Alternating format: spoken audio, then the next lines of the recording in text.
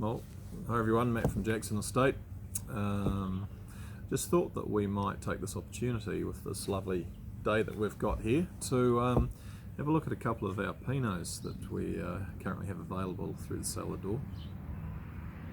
And also because we've got a couple of quite cool Pinot events coming up in the next wee while. In New Zealand especially, we've got Pinot Palooza coming up shortly, which is a celebration of Pinot up in Auckland. So if you're around in Auckland, please come along and try some of our wine. But what we've actually got today is we've got a 2013 Vintage Widow and a 2017 Vintage Widow. So the 13's available as a vintage release. It was available obviously a few years ago, and then we held some stock back, and we've just re-released that stock. We've also got the 2017, which is our current Vintage Widow release. But what I thought I might do is I'll just talk about the vintage from both wines, and then taste them both, and just give you my impression as the winemaker of how they're aging, how they're drinking at the moment, ageability. And both these wines will actually be available through the cellar door as a twin pack. So if you're interested in looking at how our Vintage Widow evolves over time and then do a side-by-side tasting, please get in contact with Nick in the cellar door or via our website, and she'll be able to sort you out with a lovely pack of wine. So both of these wines, the fruit that comes from our vineyards for these wines come from our two vineyards in the Southern Valleys, or Southern Valley, Waihopai Valley in particular, to the south of the main Wairau Valley. The two vineyards are side by side. One is called the Somerset Vineyard, for those of you that are familiar with our Vintage Widow Pinot. This is the vineyard that really gives us the high notes that you see in our wines. So we get a lot of florals, violets, roses, some really nice herbal notes, dried herbal notes, not green herbal notes coming through. And then the vineyard that's just a little bit further up the valley is the Gum Emperor Vineyard, and that's very savoury. Lots of cedar, a cigar box, density and weight. The fruit for both of these wines, it's 100% hand-picked. Multiple clones of Pinot. Most of them are Dijon clones. Hand-picked, comes into the winery. Might do a little bit of hand selection and a little bit of whole bunching, but in the particular case of these two wines, we haven't done whole bunching in these 2 years. But so destemmed to fermenter in these small fermenters, a little bit of cold soak up to a week, and then warmed up and put into an indigenous ferment. So we don't inoculate them, we just use the environmental yeast that comes in from the vineyard and is present in the winery to get the ferments up and going. Ferment them pretty warm, ferment them up to 33 degrees, which is reasonably warm for a wild yeast ferment, but I really like the characters that come through from that wild yeast fermentation. And then post-primary ferment, I leave them on skins for quite an extended period of time. Some of the Gum Emperor blocks will run for up to 45 days on skins, and some of the Somerset will run for about 30 odd days on skins. Once we go through and I taste them every day and just start to see whereabouts the sweet spot is with regards to draining and pressing them out. And once we've decided that we need to drop them, we jump into the tanks, we drain them, we dig them out to press, and everything's kept separate. So even when we pick them, each individual clone comes into the winery and is kept separate in its own tanks. It doesn't get mixed with any of the other clones. When it's pressed out, it's kept separate. Goes into 100% French oak for maturation, about 25 to 30% new oak depending on the season and depending on the year, and then it just sits in the oak vessels, the barriques, for about 9 months. We just keep them topped. Springtime, environmental temperatures warm up, and we tend to find that natural malo kicks off about that time, and then it's completed at about Christmas time. Take the young wine out of barrel, put our blends together, and make our selections for our single vineyard wines. So because we've kept all of our batches and all of our blocks and vineyards separate, we can actually make some selections that then move into the Gum Emperor or the Somerset program. Those particular wines will stay in their barrels for a further 6 to 8 months, and it's usually only a few barrels. It might be 6 or 8 barrels of each for each blend for the Game Emperor and for the Somerset. The balance of the barrels are pulled out and we blend it into the Vintage Widow blend, and then it's settled. Very light stability, so it's not cold stable, but you do sometimes get a little bit of tartrate settling in the bottom of our bottles because we don't cold stabilize it.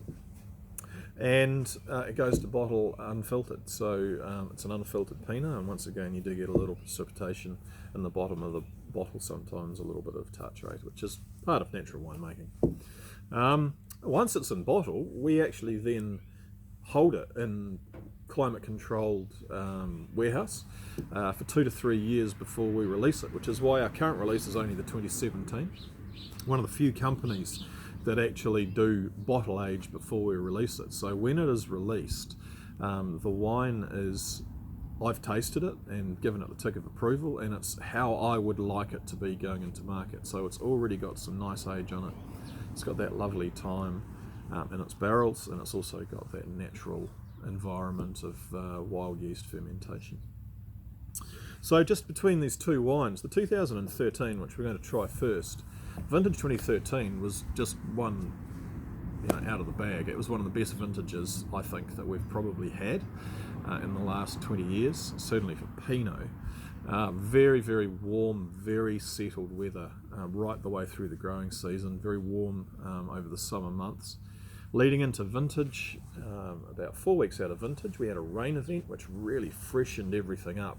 Suddenly the vines sucked up that water, lovely green canopies, freshened the fruit that was just starting to really swell and go through veraison. And when it came time to harvest it, we had perfect small bunches, just filled the palm of your hand, small berries, quite low extraction, so the berry to juice ratio was quite low, which meant that you get a lot of complexity coming through in that juice and in the resulting wine. And the 2013 is one of our standout vintages. We're really, really pleased with this particular wine, and it's done very well for us, and hence why we decided to hold some select cases back and release them at a further date down the track, which is now. So we'll try the 2013. And I actually haven't looked at it for a little while. It's, oh yeah, there you go. So the colour immediately, the density of colour, it's still got that lovely ruby red, very bright, very clean. Lovely colour, love that sort of Pinot colour that comes through some of those aged Pinots. And straight away, just looking at it in glass, you get that floral lift. So there's definitely violets, definitely rose petals in there. It's also a lovely savouriness. There's a really nice smoky, earthy character in the background.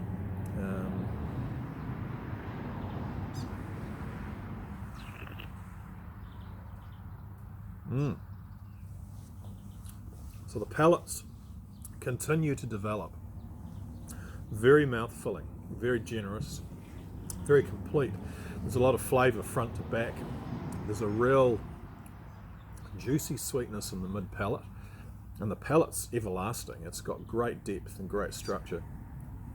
Still some really nice tannin in there, which tells me that this wine still has quite a lot of legs. It's still got time that we can put it into cellar, and if you decide to buy a couple of bottles of this, you'll be able to comfortably cellar it for another 10 years, I would suggest, tasting this. Beautiful legs, beautiful weight, texture. It's got that earthy character, then there's that really nice bacony, leather, cedar, cigar almost character coming through in the back. And it's looking great. I'm really pleased with that. That's really looking smart. I'm very, very pleased with that. And so to compare, we'll look at the 2017s. The 2017 was another vintage that was actually very good for Pinot. One of the things that was different about 2017 though was whilst we had very warm weather leading up to harvest, we did know that there was going to be some pressure on harvest because we could see that there were some quite big rain events that were offshore coming from Australia and moving towards New Zealand. So we were very lucky. Because we run quite low crops in our vineyards, our fruit tends to ripen quite early. And the fruit for the 2017 was actually picked early in in March. It was picked towards the end of the second week in March. And it came in pristine condition. We got all of our Pinot, all of our Chardonnay, and all of our hand-picked Sauvignon Blancs picked before any rain events hit. And in fact, we got a good half of our machine harvested Sauvignon Blanc in as well before the rain hit. But when it hit, it really hit hard. So let's have a look at this wine. So this is a much younger Pinot. And you can see that it's brighter in colour compared to the 2013.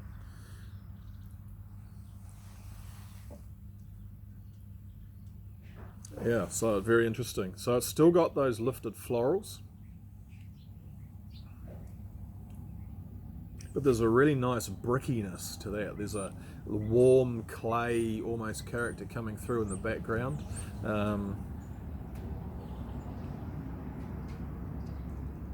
There's some lovely high notes. There's lots of violets in that particular wine. Well, whereas the 2013 had some really nice almost smokiness in the background, this is more of a brickiness. It's more of a walking along the side of a river and walking past wild, brambly black fruits. And there's a lovely warmth to it, which is really hard to describe as an aromatic, but it has got a really nice warmth on the nose.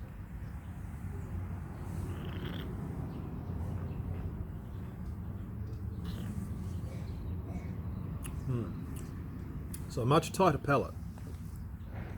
Obviously, as a younger wine, the tannin still has lots of integration to go, but drinking really, really smartly now. Probably comfortably cellar for another 15 odd years. Still lovely fatness to the palate, really good depth and breadth. Some really nice forest floor sort of characters coming through, but there's some really nice red fruit. So there's some really nice raspberry, cherry notes that are in there.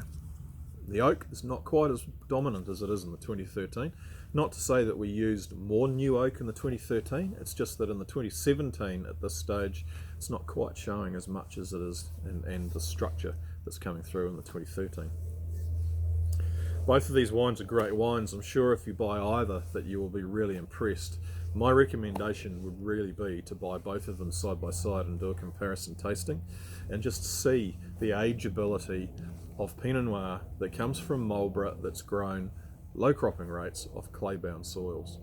It's really something special, and it's something that I think that you will really enjoy. Yeah, cheers.